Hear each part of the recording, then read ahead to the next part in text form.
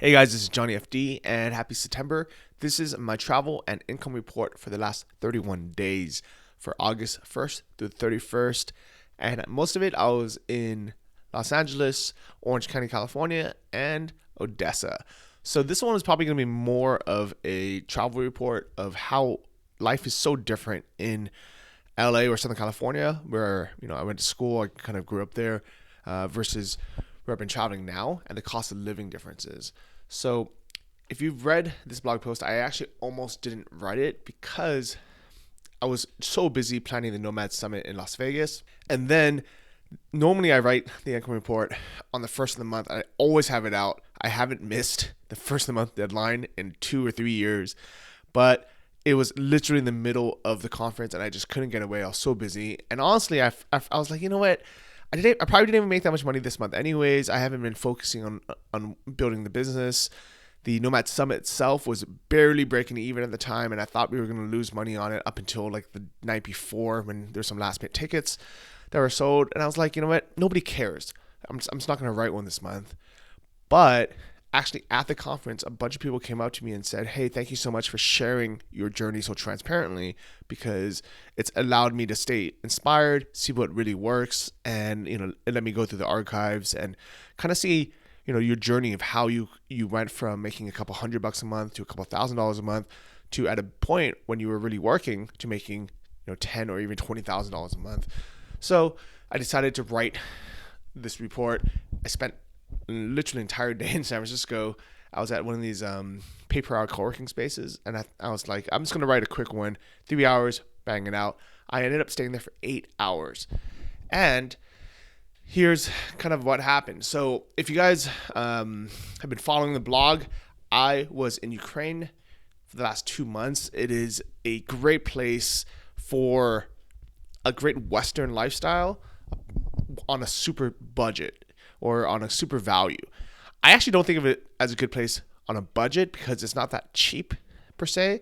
It's just a great value because everything that you do is going to be a quarter of the price if you did the equivalent nice thing in California or New York or Miami or London or Australia, any of the more expensive places.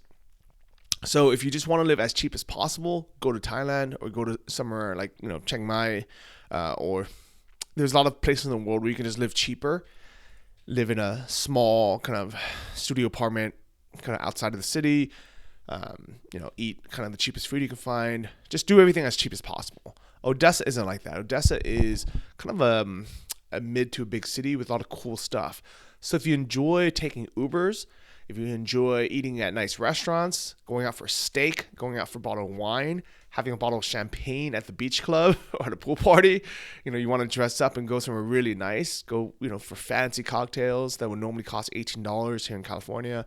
Or if you want to, that might cost you even more in New York, or I know in like Singapore, it'll be like double that even, $20, $30, $40 sometimes. If you want to do stuff like that, but you want to do it surrounded by also people who are dressed up really nice and, beautiful people, beautiful scenery, nice kind of ocean, beach cliffs, a beautiful old city with a great architecture, that is Odessa. So I stayed there for the last 2 months, and pretty much all of last month I was there until I went to LA. So if you want to know more about Odessa and Ukraine, read my blog post about it or watch last month's video. But honestly, LA is really different than I remember. I was technically here for a few weeks last year, but this time I felt different. I don't know what it was, but I think it was because I was staying in the heart of LA. Big shout out to my buddy Austin, who's walking the dog over here. I was staying with him and his roommate Derek, really cool guy as well. And we were just hanging out in the center of LA. They were living in Fairfax Village, which is right by the farmers market. It's considered the west side. And it's just really convenient to go places. It's the first time I was riding these electric Bird scooters, which are awesome. You use your phone's app, you turn on the Bird app, you just scan one, and then you ride them, basically per minute. It was $1 to start, and 15 minutes was, I think, another $1. It's actually, for LA, it's really cheap, but it's funny because I would end up spending $4 or $5 just going not that far, like a mile or so. And I thought about it. I do these same rides in Thailand or in Ukraine for $2 in a car. And it's more fun on a scooter. But when there's four of us, we're still spending like $20 going a few miles. And I think it's kind of, I think it has its use case. I'm glad they're around, especially if you're just one person and you just need to very quickly get somewhere and you don't want to call an Uber, you don't want to wait around. But value wise, it's actually not that cheap. In Chiang Mai, there's these bicycle rentals that are 30 cents per half an hour. So things are way cheaper in Thailand or, in even in Ukraine, where you can take a car for that price. Actually in Chiang Mai too. One thing I noticed about LA is that even in the middle of the week, literally on like a Tuesday afternoon or Thursday afternoon, nobody seemed like they were working. People were hanging out, having coffee, walking around, going shopping. And the other kind of really funny thing is what's really popular right now is called streetwear or street fashion, which just kind of looks like casual clothing, like t-shirts and jeans. And this stuff is expensive. There are people lined out of the Supreme store for hours. Yeah, and I know some people, claim that they buy and they sell on eBay and flip and make money, but I will guarantee you 95% of these people are just keeping it. Even if they think they might flip it on eBay or sell it, I will guarantee you 95% or more of them, even if they go there with intention to sell it, they just keep it. So they're just spending hundreds of dollars on streetwear, which is basically like t-shirts and jeans. This is LA for you. It's kind of a crazy thing where fashion is just a big part of our budget. When I lived in LA, I spent a lot of money on clothes. I spent a lot of money on my car, a lot of money on the place I lived, and I don't know if it made me any happier. I think it would temporarily make me happier thinking, okay, if I bought this, then I'll be happy. I'll wear it out once. I'm like, yeah, I feel great, I feel confident, and maybe that made me happy. But a lot of times I would wait for someone, and honestly, this isn't just me. I know I'm putting myself out there, but I think when people buy something, if they don't get a compliment on it or nobody notices, it was a failure. They almost kind of feel less worthy than even before they bought it in the first place. And I know some of you are going to say, no, I buy it for myself. I dress nice for myself. I look good for myself. I spend all this money on hair and nails and cosmetic surgery. It's for me. Don't lie to yourself. Honestly, it could be for your own confidence. It makes you feel good. But in reality, who are you impressing? If there's nobody in the world to impress, if you didn't care about what other people thought, you didn't care about your place kind of like in the ladder, then you wouldn't do it. You would not justify spending hundreds of dollars on clothes or thousands of dollars on clothes or handbags or go through surgery or go through any of the stuff if you really didn't care about what anyone else thought. So this is kind of the part of LA where it's one of those things where I would be lying if I would say life is better in cheaper countries. Life is better in Ukraine or life is better in Chiang Mai, because it's not necessarily better in that way. A steak in Beverly Hills at a $300 restaurant definitely tastes better than a steak in Odessa or Chiang Mai that's $15. But the difference is I've sat in really nice steakhouses in Odessa or even in Chiang Mai and spent less than $20 for a steak and a glass of wine, and I really enjoyed the experience. And compared to this experience, I enjoyed having the same meal in LA or anywhere in California or even New York. The experience itself was really similar, to be honest. The service was kind of similar. Maybe the service in LA is a bit better because they're expecting a $100 tip, but the food itself, yeah, the $300 steak in LA tastes better. But does it taste, $250 better? Definitely not. And that is kind of the point I've learned while I've been here, is there are a lot of things that are very, very similar in other countries at literally a fraction of the price, a quarter of the price or less. What you would spend $100 on here, you can literally get for $25 or less somewhere else. And that is called location arbitrage. If you can make money online, if you can work remotely, to me, it is almost silly not to do it. I'm gonna give you guys a couple more examples. Food wise, I remember food in California being expensive. I remember going out, back in the day, if you had a $20 bill, you can go out, eat anywhere, you just throw it in. You can even be generous and be like, I gotta go early, here's a 20, leave the rest for tip. That never happens anymore.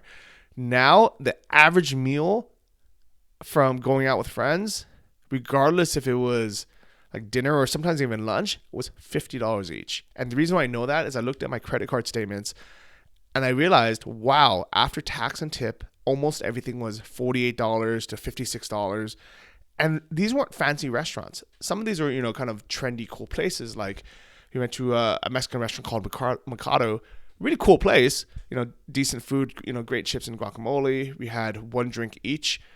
And then I ordered whatever the smallest entree was. I had an enchilada or something because I didn't feel like spending $30 on their fancier entree. But here's the thing is almost kind of regardless of what you order, when you go out to a bar or a restaurant, you end up spending a lot. We ended up going to a deli, like a sandwich place in LA called Cantor's. And we had a sandwich each. I think we had one side, no drinks. And somehow the bill ended up being $80 for two people, which is insane. We had sandwiches, and here's the crazy part. Here's what I really want to drive in is this is not normal. Maybe it is the new normal, but it is not normal if you compare to the rest of the world. And I don't think it should be this much. And the fact is that everybody kind of just gets used to it because nobody feels like they have any other options. And nobody even bothers looking at prices anymore. This is what really drove me crazy is restaurant menus used to have, let's say you would, even if you walked in somewhere cheap, like a taqueria place or a food truck, they would always have the price displayed on the sign. This is the first year coming back. All those prices are gone. You never see the prices anymore. You have to look for a menu or ask for a menu. I remember walking into a bar and, I said, hey, do you guys have a drink menu? Do you have a drink menu? Because I want to know how much the whiskey is before I order it or how much a cocktail is before I order it. And they're like, bartender was basically like, no, we have a full bar. And I'm like, yeah, I know, but can I see a menu anyways? And I realized nobody does that.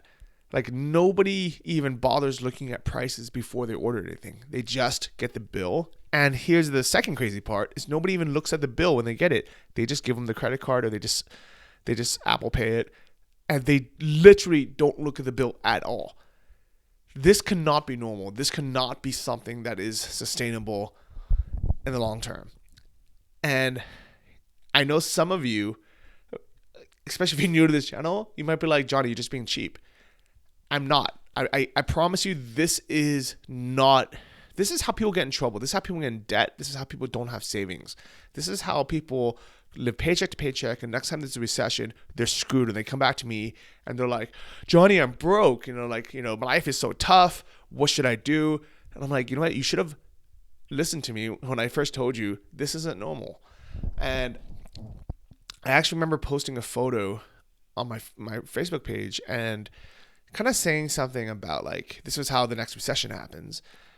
And a friend, this girl I met in Ukraine, she commented kind of sarcastically saying, oh, so you're saying that when people are happy and smiling and, enjoying their day and their life, and making a lot of money, that is a bad thing. That's that is the cause of recession. And I thought about it for a second. I'm like, I think from their point of view, when you're in Ukraine and you dream about coming to California because you've seen it in the movies on TV and you think everything is, really this great.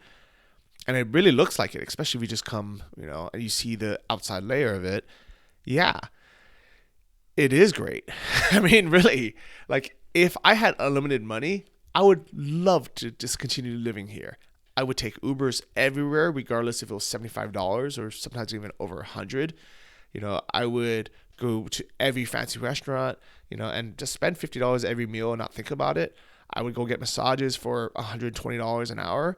I would, take an Uber to the beach. Then I would take one to downtown, meet a friend for lunch. Then I would take another one to Bel Air to, go to a cocktail party, at someone else's house. It would be a great life. To be honest, I would love it. I wouldn't mind paying, 48% income tax. I wouldn't mind, I wouldn't mind any of it. I wouldn't mind paying, $25 for parking. I wouldn't mind any of it. But here's the thing is all of that comes at a cost. Are we going to work way more and be way more stressed not having savings, to have that lifestyle now? Or can we do that same amount of work, have a ton of savings, build a business, have more free time, less stress, enjoy life more, and live in a cheaper place like in Thailand or in, Eastern Europe or somewhere?